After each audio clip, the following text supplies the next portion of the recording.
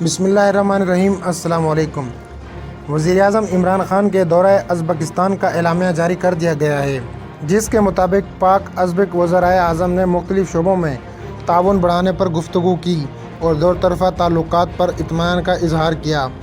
اعلامیہ کے مطابق وزیر اعظم عمران خان نے ازبک صدر کی دعوت پر ازبکستان کا 2 روزہ سرکاری دورہ کیا۔ دورے کے دوران دونوں رہنماؤں نے دو طرفہ تعلقات اور مختلف شعبوں میں تعاون بڑھانے، خطے اور عالمی معاملات سمیت کورونا کی صورتحال پر بھی گفتگو کی۔ دونوں رہنماؤں نے دو طرفہ تعلقات پر اطمینان کا اظہار کیا اور 30 سالہ سفارتی تعلقات مکمل ہونے پر مبارکباد دی۔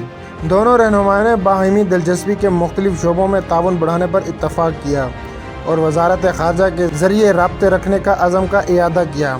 دونوں رہنماؤں نے انٹر پارلیمانی تعلقات پر اطمینان کا اظہار کیا، جبکہ ان تعلقات کو مزید بہتر کرنے کے لیے رابطے جاری رکھنے پر اتفاق کیا گیا۔ اعلامیہ کے مطابق وزیر اعظم عمران خان نے five pillars vision central Asia policy سے آگاہ کیا۔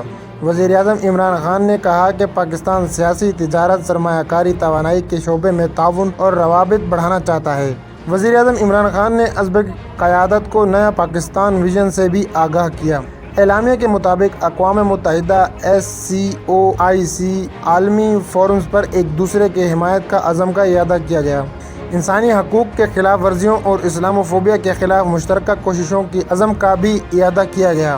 وزیر اعظم نے خطے کے تمام ایشوز کے پرامن حل پر زور دیا۔